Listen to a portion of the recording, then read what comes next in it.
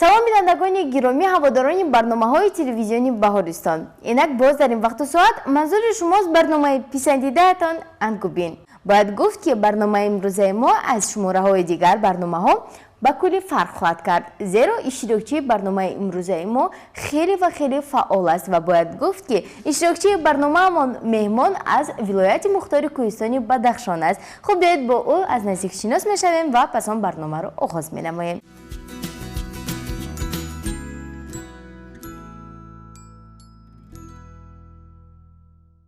салом Соябегим. Ассалом. ба барномаи мо хуш омадед. Ташаккур.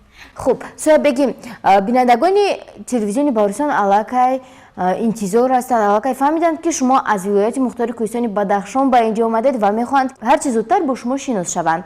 Хуб, аз ин рӯ дар бораи худ каме ба тамошобинон нақл кунед. Салом аз булбулони боғсорон, салому сад салом аз ҷумла ёрон, салом аз номи мардони баномус, ки таърихи ватанро гашта қомус. Ман Амонбекова Соябегим Алиҷоновна 6 сола ҳастам. Ман зодаи ноҳияи Ишкошим деҳаи Мулвоҷ мебошам. ташаккури зиёд Соябегим, бори дигар ба барномаи мо хуш омадед ва бинандагони гиромӣ, бояд гуфт ки ана ҳамин дафтари калоне ки шумо инҷо мебинед ҳама маълумотҳои медонистаи Соябегим мебошад ва дар дохили он шеърҳову афсонаҳо ва ҳатто китобчаҳои гуногун низ ҷамъ оварда шудаанд ва бояд гуфт ки мо имрӯз маҳз аз рӯи барномаи дар ҳамин дафтар пешниҳод шуда кор хоҳем кард ва бояд гуфт ки саволу ҷавоб низ доир ба маълумотҳо, шеърҳо ва инчунин афсонаҳои ҳамин дафтар пешниҳод хоҳанд гардид. Аввалин шеъре ки дар инҷо ҳаст аз Абдусалом Деҳотӣ мебошад. Шумо медонед ки ин кадом шеър аст? Модари меҳрубони ман. хуб, марҳамат. Арсаари чу офтоб аз ҳама пештар зи хоб, чашм кушода сӯи ман мекунад инчунин хитоб. Рӯз шудаст азизҷон, хези мактабат намон, бо дили шоди пурумед мекунадам бара равон. Модари меҳрубони ман, роҳати ҷисму ҷони ман, тоза либос дар барам, дилкашу гарм бистарам, соф мисоли оина, беғам ғусса хотирам. Меҳру навозишат чӣ хуш, хандаю хоҳишат чӣ хуш, гар ки ягон хато кунам, ранҷишу коҳишат чӣ хуш. Модари меҳрубони ман, роҳати ҷисму ҷони ман, мисли ҷавони пешрафт, насли нави ҷавони нав. Аз дили пок ман ба ту қавли вафо диҳам шунав, то ки шави ту сарбаланд, то ки шавад ризо ватан. Модари меҳрубони ман, роҳати ҷисму ҷони ман. ташаккури зиёд ҳастам ба шумо. Воқеан ҳам бинандагони гиромӣ, чуноне ки худи шумо шоҳид гаштед, барномаи имрӯзаи мо нахуст аз шеъри модар оғоз гардид ва бояд гуфт ки шеърҳои медонистаи Соябегим хеле зиёд ҳастанд ва аз ин рӯ бо телевизиони Баҳористон буданро фаромӯш насозед. Анакнун саҳифаи дигарро мебинем. Мегуфтед ки президенти ҷумҳурии Тоҷикистон кист? Президенти ҷумҳурии Тоҷикистон Эмомалӣ Раҳмон мебошад. хеле хуб, яъне асосгузори сулҳу ваҳдати миллӣ, пешвои миллат, президенти ҷумҳурии Тоҷикистон ин Эмомалӣ Раҳмон мебошад ва ман медонам ки шумо дар васфи пешвои миллатамон шеър медонед, зеро дар инҷо навишта шудааст. Аз ин рӯ шеъри медонистаатонро пешниҳод кунед. Эй пешвоҳи миллат, эй раҳнамои миллат, боши ҳамеша озод, эй ракушоҳи миллат. Эмомалии Раҳмон аз сарвари тоҷикон, эй огариро ғун шуд, ин марди байни мардон аст аз ҳама болотар давлати Тоҷикистон. Чун тоҷи сар ба давлат, ӯ посбони миллат, нерӯгоро ҳам ӯ сохт, ғамхорона ба давлат. Эй пешвоҳи миллат, эй раҳнамои миллат, باشی همیشه آزاد ای را کشای ملت. تشکر زیاد سویا بگیم. خب شعر نوبتی که من اینجا میبینم در دفتر شما درباره گل لاله است به فکرم. میتوانید آن را قرائت کنید؟ بله. کنی مرحمت. در دشت و کوساری ما روی دو بشکفته است، با حسن خود سرا را خوشروتر نموده است. از دور اگر بیندش چون بیرقچه میرخشد، شینید اگر در پیشش خرسندی آن میبخشد. میدانید نامی آن را، نامش گلی لاله است، چون بیرقچه بچه میگیرند او را در دست. تشکر زیاد. میگفتید که این شعرهای پرمضمون رو، این شعرهای عجایب رو و باید گفت که شعرهای شما کوتاه هم نیستند، با همراه کی اجرا میکنید؟ بیبی و بابا، مادر، پدر و معلمه. آفرین، یعنی همه نزدیکان به شما کمک میرسونند ها؟ خیلی خوب. انا اکنون بیاید باز ادامه میدیم که میبینیم که شعر نوبتی درباره چیست. شعر کتاب من. در کجا کند خواب، صد زبان دارد کتاب، فقط ورا از رفگیر، آیسته روی کف گیر. کوشا تبسم کند، با تو تکلم کند، تو را خواند ترانه، رنگی برنگ فسانه. دستت گیرد ناحیا، برد به سیل جهان، بینی تو دریای نیل، تیمسا و پلنگ و فیل، بینی تذر و هاوو، زرافه و کنگورو. میشود به محبت خانه باقی ایوانات، فقط کتاب را کوشا، دنیا را کن تماشا. آفرین، به نهایت شعری خوب خوندید و دادرکان و خواهرکان عزیز به شما نیز توصیه میدیم که همین گونه شعرها رو با مثل سویا بگیم اجرا کرده حتما به تلویزیون بهارستان آید. خب ما باشیم صحبت رو ادامه میدیم. همین توانید؟ بله. باز درباره کتاب یکون شعر دیگر میدونید؟ بله. کنی خوانید؟ روی چی روی خوش، روی کتابی من، بوی چی بوی خوش، بوی کتابی من. شیرین تر از نبات پندی کتابی من، هرگز کسی نخورد فندی کتابی من.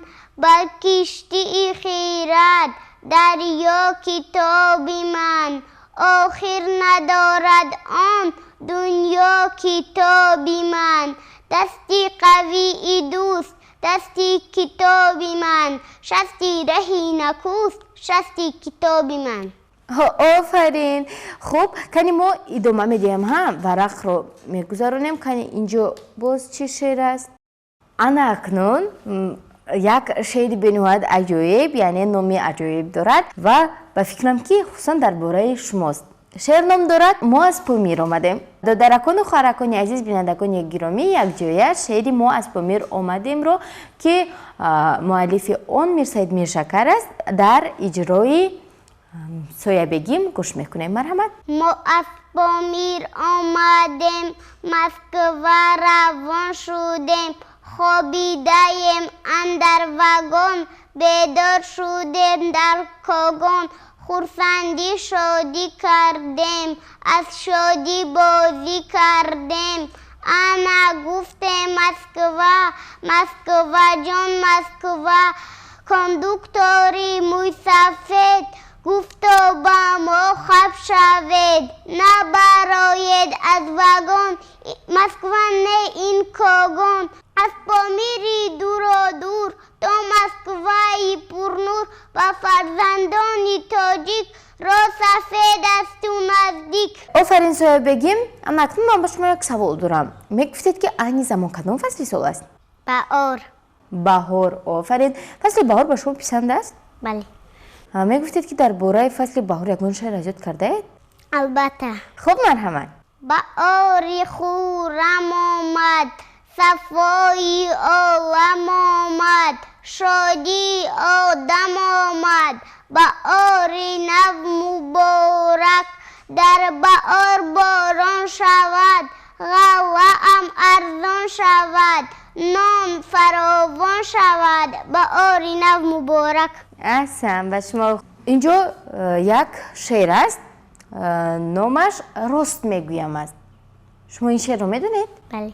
گمان نبرید که من خرد هستم اما میبینید جاروبی دستم با این جاروبم خانه میروبم در دست گذشته دوام با شتاب به سوی چشمه از برای آب شیرین است آبش قندین است آبش نخنده چوما من راست میگویم دگو طبق را خودم میشویم باور نکنید از آشم پرسید باید در خانه یاری رسانم مثل دوگانه بهاچه جانم وی پختکار است کارش بسیار است.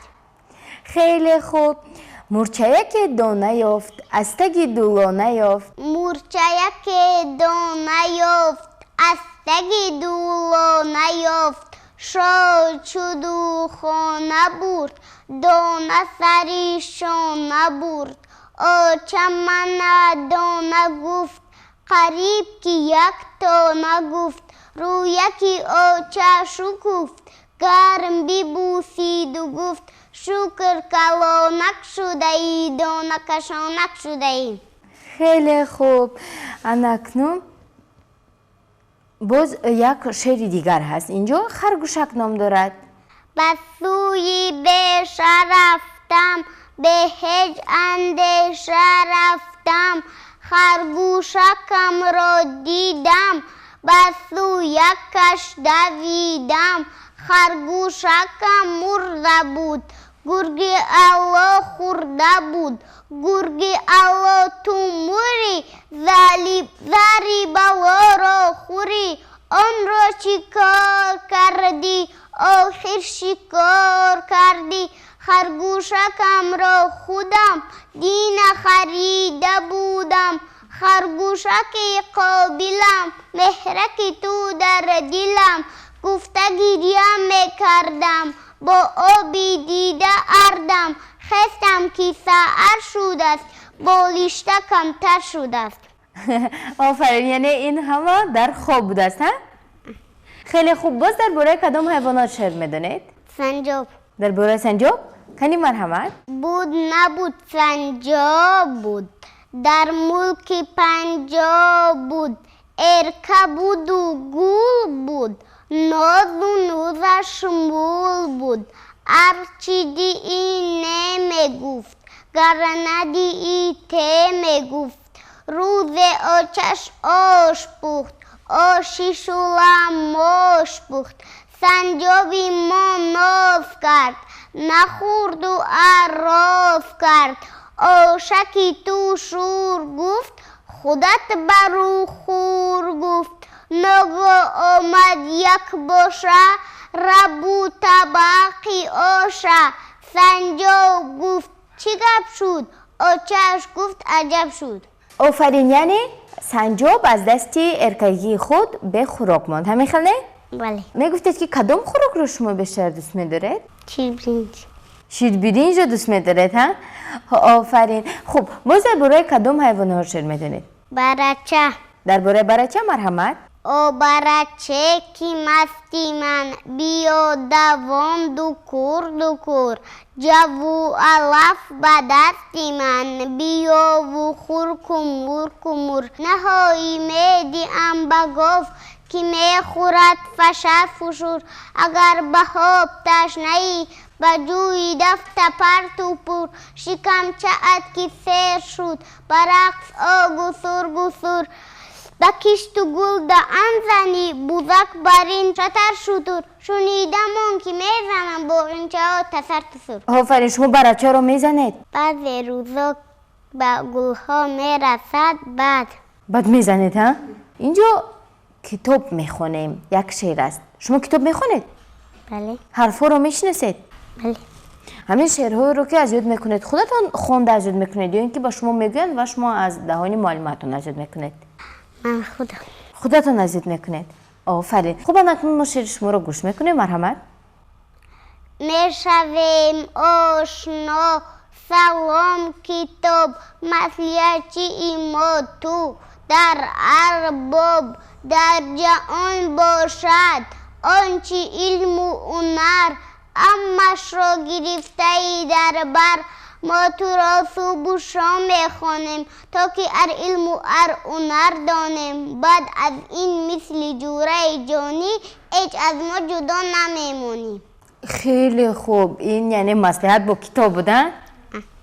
شما کدام کتاب رو خوندید؟ کتابی فیروزه جان خوابیده است. این شعر هست. شعر است. خوب مرحمت. مشانی شوخی بیقرار بس جست و خیز و دار اکنون تو هم آرام شو مو نگو بسیار رفت فیروزه جان خوابیده است خیر بر سگی هوشیاری من این خیل بلند عکس نزن رفت در زن اطراف را غوا نکن در پیش ما فیروزه جان خوابیده است تو هم شمالی سخت و دور رفت به بیابانی دور از جایی به آدم گذر غرس نزن به پشتی در فیروزه جان خوابیده است.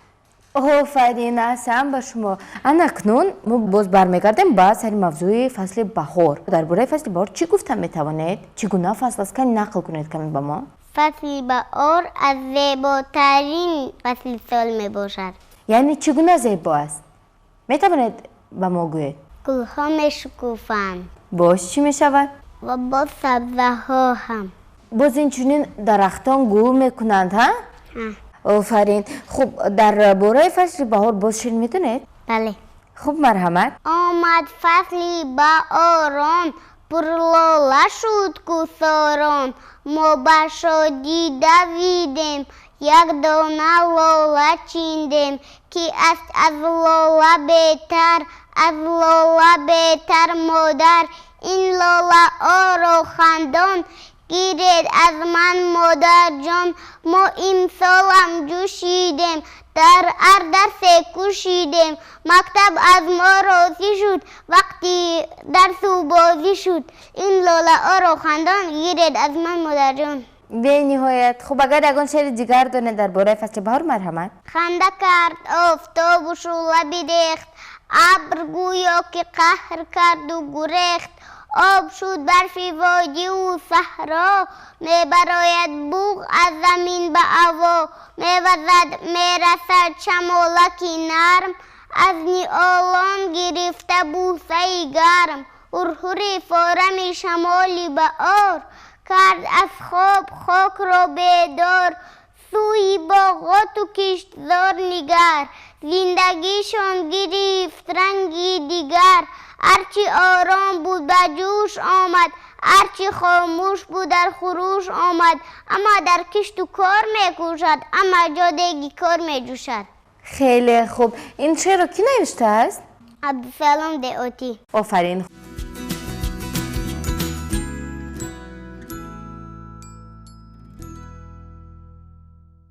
خوب ما ورق رو میگردانیم. چشمش علا شد علی جانی باداب گوش بمانده مکن خواب بود نبود یک پلنگه با یک روبای لنگه در بیشه جا داشتند هر دو مراسا داشتند یک جا یک کار میکردند هر دو شکار میکردند وقتی شکار همیشه روبای پر اندیشه هیله میکرد و نیرنگ پیش می دوید از پلنگ سیده اگر شد پیدا روبا ایستاده در جا دومش را می جنبانید پلنگ را می فهمانید پلنگ که نزدیک آمد به غوریدن در آمد روبا می گفت اندکیست اکنون پشم و یالت خست چشمت سرخ و علا شد دم و گوشت بالا شد دندانها را خنجر کن اکنون هجوم را سر کن پلنگم تیار میشد در اجرای کار میشد اول میکرد او ممیز بعد یک بارم میزد خیز سیدش را میخوابانید دلش را میدرانید بعد یک جایم میخوردند به خانه هم میبردند گربه با یک خرگوش میکفتند خانه ای موش ناگه غوغا شنیدند پلنگ و روبا دیدند کارا یک سونی آدند پینان شده گوش دادند گپایشان را شنیدند شکارشان را دیدند گربه گفت به خرگوش امش را گیر در گوش دیدی روبای لنگ را چی آمه گفت پلنگ را وی دلیر کرد او را چگونه شیر کرد اما تو باشی خرگوش از قفای من خاموش لیقینگ مگردی راستش جورن نامردی اولی ماه نوروز خرگوش و گربه یک روز اکنون تو هم در بشه پیش رو از من همیشه هر سیده را که دیدی یا آواز شنیدی درف خبردارم کن چون روبا هوشیارم کن. خوب کفایه است شما قسمت زیادی این افسانه را هم خطا نمیکنیم برای ما قرائت کردید و فهماندید و اکنون من میخواستم دانم که عاقبت چی شد؟ عاقبت بعد گربه سعید را که دید در دنبش چسبید بعد سعید او را رنگی توب کرده بود. سعیدشان چی بود؟ کدام حیوان بود؟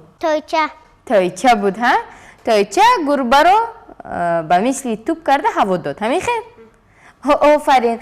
یعنی از اینجا شما از همین افسانه چی فهمیده؟ باید هر کس کار خود را انجام دهد. خیلی خوب.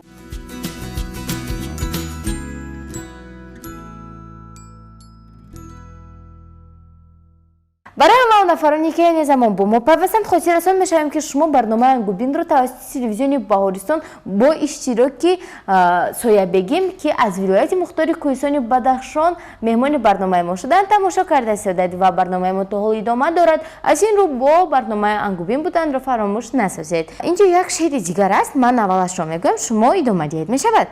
بله. و پایم نالیش کند بابایم ماما گوید و جانم خم نگردد میانم از نالیشی بابایم از نالیشی مامایم زیق شدم و خوابیدم مثلی هنها نالیدم جست از جایش بابایم سویم آمد مامایم گفتند جان فدایت درد میکند کجایت و ما زند بلایت آزید یا بندوایت زود آورد از برایم چای و اصل بابایم ماما جانم دودوان آورد شیری جوشان خسته توقی پوشیدم اصل چای را نوشیدم تبسم بابایم کرد تبسم مامایم کرد گرفتندم به آغوش دردشان شد فراموش. احسن. یعنی شما بیبی و بابایتان را دوست می‌دارید؟ بله. با آنها کمک می‌رسانید؟ بله. چی کار میکنید مثلا؟ با بابایم چای میکنم. چای دم میکنید؟ بله. خوب با چی کار میکنید؟ با مامایم دستشان را گرفته به کوچه میبرم. یعنی با سر و گشت میبرید ها؟ آفرین. خوب دادر جان شیرینم با پای ایستو که بینم دادر جان شیرینم با پای ایستو که بینم بیا دستت را دارم نه نمی بردارم ما و تو آخر مردم باید که خود را گردم میترسی که می افتی помон ки рафти ман дар барат равонам афтоданат намонам. офарин соябегим бениҳоят шеъри хубро қироат намудед ва бинандагони гиромӣ бояд қайд намуд ки ҳама он шеърҳоеро ки соябегим аҷод карданд пурра аз адабиёти бачагона мебошад ва хеле пурмазмун ҳастанд. аз ин рӯ ба шумо низ тавсия медиҳем ки ба адабиёти бачагона роҳ оред ва шеърҳои онро аҷод кунед. мо бошем бо соябегим барномаро идома медиҳем. ҳамехеле? бале. хуб, дар бораи ҳама ҳайвонҳо шеър хондед қариб, вале дар бораи мушак шеър нахондед. метавонед дар бораи мушак шеър? бале. кани хонед? ду мушаки гурусна обу дона мекофтанд. ногоҳ аз пушти хона китобчаеро ёфтанд. ин китоби афсона биё бо ҳам мехонем. охир чӣ хел мехонем. ҳалифборо надонем. китобро ба мушхона кашола карда буданд. бо чангаку корди тез покиза онро хӯрданд. чӣ хел китобро мушакҳо китобро хӯрданд? бале. ба фикри шумо мушакҳо кори дуруст карданд ки китобро хӯрданд? не. барои чӣ? барое ки бояд китобро бихонем бихӯрем. офарин, яъне китобро танҳо мехонанд вале намехӯранд, ҳа? хеле хуб соябегим ва инҷо шумо бениҳоят шеърҳои зиёдро қироат кардед аз адабиёти бачагона ва ман мехостам пурсам ки шумо пораҳои шеъриро ягон пораи шеърӣ аз адабиёти классик медонед? кани метавонед қироат кунед? бале. марҳамат. шеър аз Саъдии Шерозӣ. марҳамат. дӯст машмор он ки дар неъмат занад. лофи ёриву бародархонагӣ. дӯст он бошад ки гирад дасти дӯст. дар парешон оливу дармондагӣ. офарин, боз аз кӣ медонед? аз Низоми Ганҷавӣ. хуб, марҳамат. зибоғе ки пешинагон коштанд. пас ояндагон мева бардоштанд. чу кишта шуд аз бари мо чанд чиз. зи бари касон мо бикорем низ. офарин. хуб, боз аз кӣ медонед? аз Абуалӣ ибни Сино. марҳамат. аз қаъри гилисия то авҷи зуҳал. кардам ама мушкилоти гетиро ал. берун ҷастам зи қайди ҳар макру ҳиял. ҳар банд кушода шуд магар банди аҷал. офарин. аз Абдураҳмони ҷумӣ медонед? бале. марҳамат, хонед. ҳар писар ки ӯ аз падар лофар. на аз фазлу ҳунар. филмасал гардидаро мардум буд. номардум аст. шохи бебаргар чӣ бошад аз дарахти мевадор.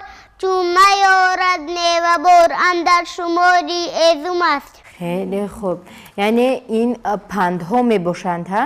инҷо расидем ба як қисмати хеле аҷоиби дафтари шумо ки инҷо китобчаҳо аллакай ҷамъ оварда шуданд. яке ҳикояҳо, дигаре чистонҳо, афсонаҳо, боз шеърҳо ва ҳикояҳо. инчунин шеърҳои хуб будааст. фирӯзаҷон хобидааст, инро хондед аллакай, ҳа? боз қуллаҳо ва тамом бо ҳамин. офарин, яъне аз шоирони бачагона хондед, аз шоирони классик ҳам хондед ва акнун мехостам пурсам ки аз шоирони муосир шеър медонед? бале. аз кӣ? аз Мирзо Турсунзода. марҳамат. ҷони ширин ин қадар ҷангам макун. ин қадар беҳуда дилтангам макун. гашта гашта дар сафар боз омадам. боз бар назҷат ба парвоз омадам. ҳар куҷоҳе хоб кардам хестам. ҳар куҷоҳе буд ҷойи зистам. ин дили ман манзили ёди ту буд. ёди рӯи ҳуснободи ту буд. бе ту нагзашт аз гулӯям обам. бе ту дар чашмам наёмад хобам. бе ту як рӯзи ман як сол шуд. бе ту غش کرد چون به تو دلغش کرد چون اطفال شد. احسن به شما. بینندگان گرامی باید قید کرد که این زمان سویا بگیم هم از ادبیات کلاسیک هم از ادبیات بچگانه و اینچنین از ادبیات معاصر پارچه داستان جون شیرینی میرزا ترسنوزاده را قرائت نمودند و باید گفت که با همین معلومات ها و شعرهای میدانسته سویا بگیم به انجام نمیرسند و ما برنامه را ادامه میدهیم. با ما بودن را فراموش نسازید، زیرا در دوام برنامه شما نیز امکان دارد تا شعرهایی که سویا بگیم قرائت مینماید آنها را برای خود قید کرده گرفته اینچنین اذیت کنید و با تلویزیون پاورستان آید تا اینکه هنر و مهارت شما را دیگران نیز بینند.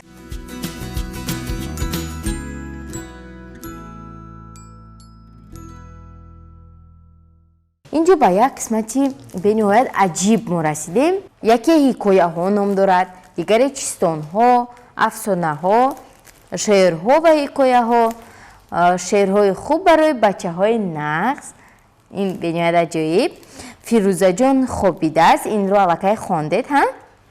باز قله ها است. آفرین و این کتاب ها به نهایت عجیب هستند. همه آنها رو شما خواندید هم؟ بله. خیلی خوب. باز یک چند کتابچه دیگر هست، ما آنها رو میگیریم. یکی از آنها چیستان و تزگویک می باشد. خب کنی چیستانگویک میکنیم؟ بله. بید من با شما چیستان میگویم، شما جوابش رو میگردانید. میشود؟ با ما آن هم نشین است، نگاهش آتشین است. ستاره. از آدمان میترسد، گرگ آید نمیترسد.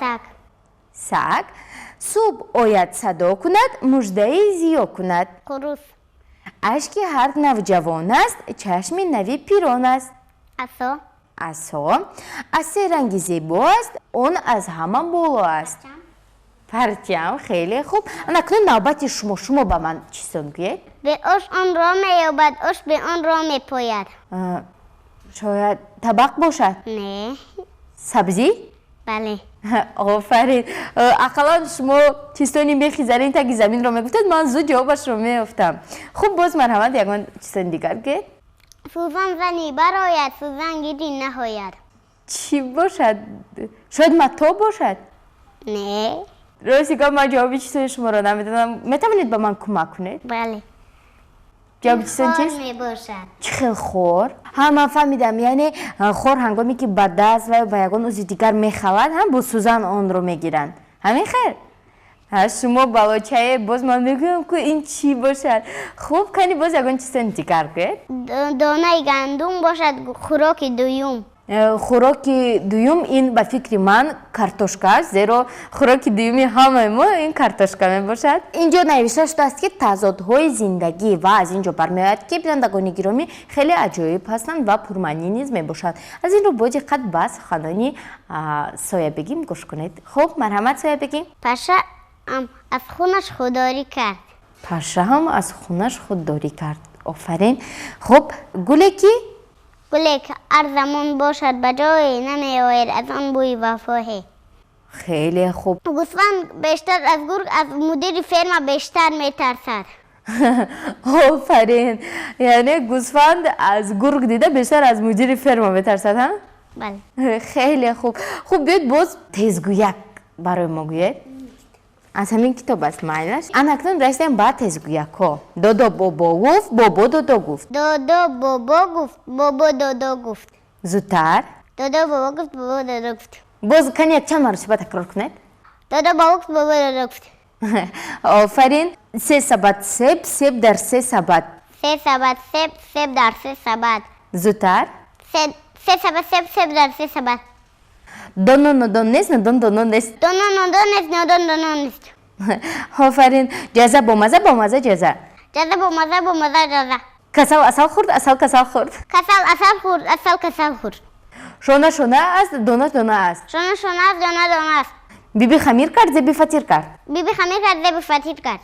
شونه شونه بشکست، گلدانه دانه بشکست. شونه شونه بشکست، گلدانه دانه بشکست. خوب کنی. وطن از من است، بدن از تن است. وطن از من است، بدن از تن است. نه زودتر گوید، شما ایسته گفته ایستاده. وطن از من است، بدن از تن است. پرنده لو ندارد؟ پرنده لو ندارد، درنده خو ندارد. لیلا صحرا رفت، دریا دریا رفت. لیلا صحرا رفت، дарё рафт. من از شما زودتر میتونم ببینید. لیلا سرها رفت، دریا رفت، لیلا سرها رفت، دریا رفت. کنی شما هم گوید؟ لیلا سرا رفت دریا رفت. آفرین. خوب آفرین سویا بگیم به نهایت با شما برنامه ما خوش گذشت، زیرا توانستید هم شعرهای پرمضمون، شعرهای عجایب و شوق‌آور و همچنین تیزگویک و چیستان‌ها رو نیز پیشنهاد نمایید و باوری دارم که بینندگان عزیز با شما نیز برنامه امروزه ما پسند آمد. باید گفت که سویا بگیم از ولایت مختار کوهستان بدخشان از ناحیه اشکاشین به نزد ما آمدند و بار دیگر به برنامه ما خوش آمدید. تشکر. و باید گفت که همه آن شعرها و حکایه‌هایی که شما میدانید پورا با این شعرها با این معلومات های میدونستان میتوانید در آزمون جمهوری فروغ صبح دانای کتاب است اشتراک نمایید و ما برای اشتراک در آزمون به شما موفقیت را خواهانیم. تشکر. خب سویا بگیم انا این تحفه به شما. تشکر. و بینندگان گرامی در همینجا با شما خیر خوش میکنیم. ما اهل ایجاد برنامه اطمینان کامل داریم که در کشور ما چنین کودکان خوش‌ذوق و صاحب استعداد به مانند سویا بگیم خیلی زیادند و اگر فرزند شما نیز استعداد فوق‌العاده دارد پس میتوانید به تلویزیون بهارستان و برنامه انگوبین مراجعت نمایید. نشانی ما شهر دوشنبه کوچه شهراسیو یک تلویزیون بهارستان. همزمان شما میتوانید با رقم‌هایی که این زمان در اکران‌های خود میبینید با ما در ارتباط باشید. تا دیدار نوبتی در برنامه انگوبین. خیر.